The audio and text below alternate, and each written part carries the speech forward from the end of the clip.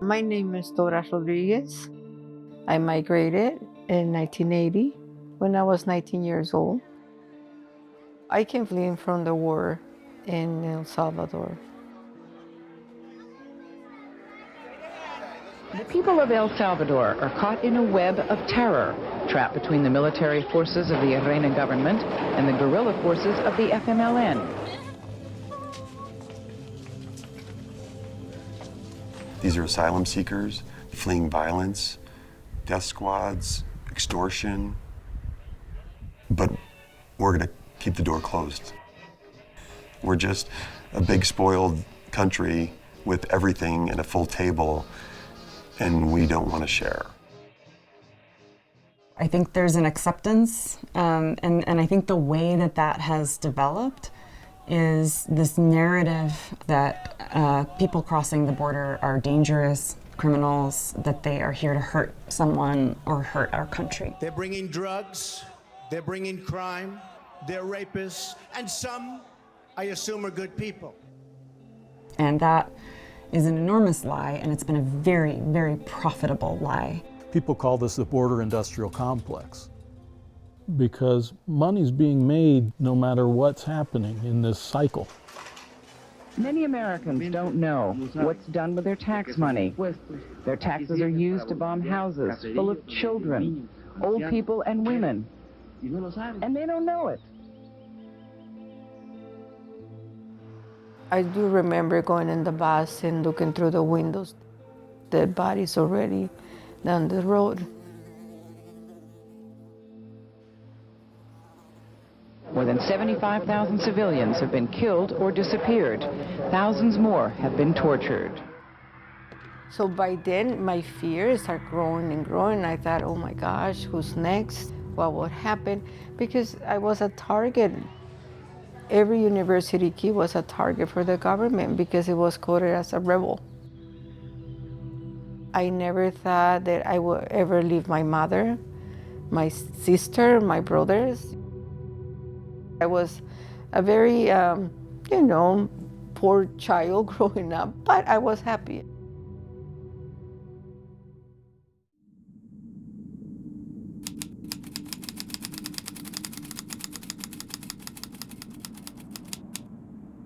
They hired 2 smugglers from there. It was very, very remote, the area where they took us to cross. They separated the mother and the children, and thank goodness they did that because, my God, those children would not survive. So they left 26 of us with my group in that area. Well, immediately when we start walking, we got attacked by cholla cactus. I had never seen a cactus or the area. There's rocks and it's dishes and you fall and then you don't know what's next ahead of you. And all this is happening just with the moonlight, dark as can be. They gave us 1 gallon of water each. They told us that within a couple hours, the airplane will pick us up. There was women wearing high heels, a lot of us with luggages, suitcases, huge suitcases. Women had rollers in their hair. And it was funny because she was so sweet. And the whole trip she had rollers. So they named her the Rollers. She was coming to meet her husband in LA.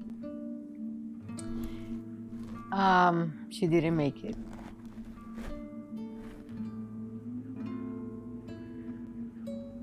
The guy announced that he didn't know where we're going. So he said, I'm gonna go look for help. He left and he never came back. So we start walking and we hear screaming and then silence. And the first woman died.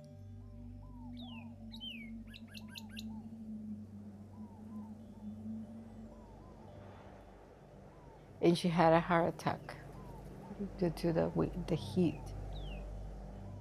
We start crying and begging God to protect us and to show us the path, show us the way, don't leave us here. We walked almost 4 days nonstop. We ran out of completely of any water. So we started looking for perfume that we had in our luggages. So we started drinking that. It was so hot that you couldn't even breathe. So it was no relief, a day or night. It was none.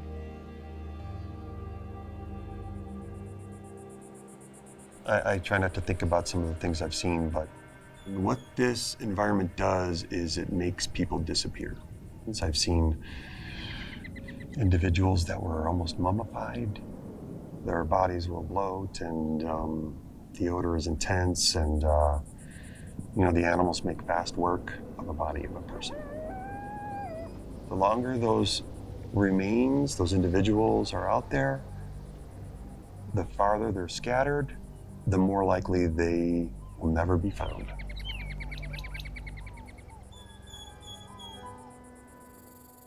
I had passed out like the third day, and I remember waking up to my uncle's words and telling me, "You're not gonna die on me, you're not gonna die, you can't die. So drink this, drink this." And I thought it was orange juice. And then somebody came out with that idea that all of us should pee, and we collected the pee from everybody. So the first sip I throw up, and he said, "Don't do that, please. This is gonna save my life. Don't." So I had to drink a little cup of that.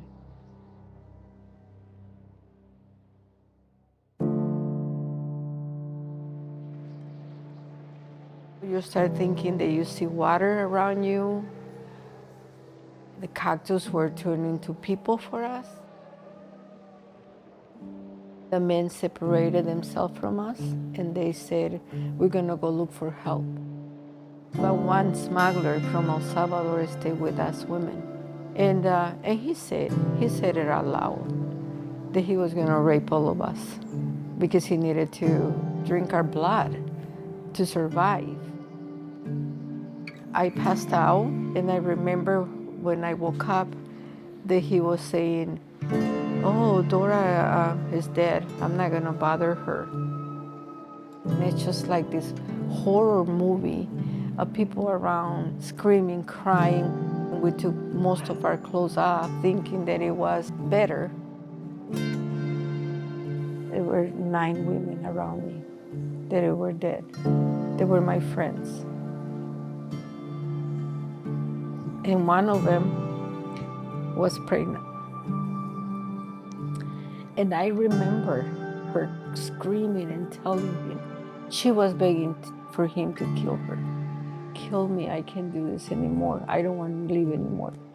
And I remember that after that, it was all silence. He put his leg over her mouth until she couldn't breathe. I am sure I was dying because I remember seeing the sky, and it was noon, but seeing the sky blue, blue, blue, blue, the most amazing blue I ever seen, and millions of stars. So I think that that was my crossing, because next thing I remember, it was border patrols and horses. So, so many years have passed. But this drama and this story stays with you. And until I die, I believe.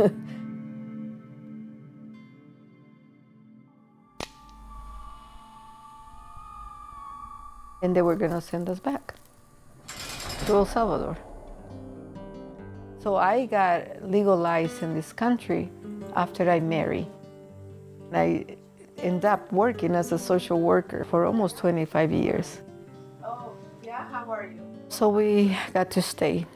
But at the end of the story, I never became a political asylum case. I never got asylum. It was denied over and over and over to all of us. All of us.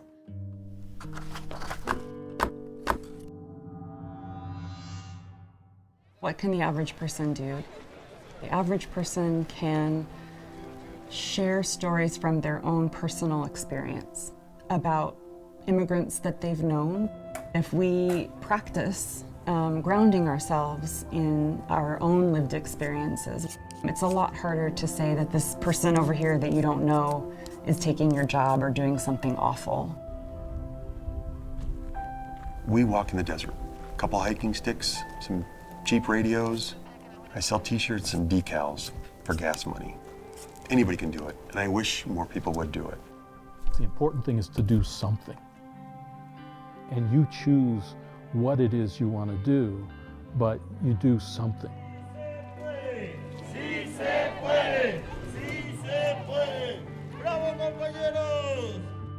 In 2017, my daughter and we start Salvador. We reach every border town in the southern part of Arizona, delivering donations, delivering playgrounds for children. They had nothing to do with themselves in those shelters. And then we do a lot of support to our migrants that have been returned in their home countries by providing a little bit of source of jobs. We had many women doing embroidery, pieces of art, beautiful work. May 1st, we opened Casa Esperanza. It has been nothing but a blessing for our people. Just to bring a dignity back, a little bit of that dignity back. To me, it's restoring my soul. To me, it's healing, my own personal story. And it's my mission. I never want to stop this.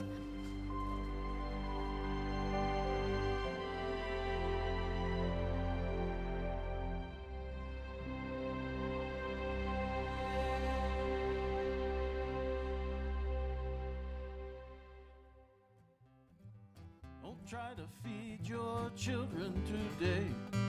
That's not the Arizona way. No, senor, you can't stay.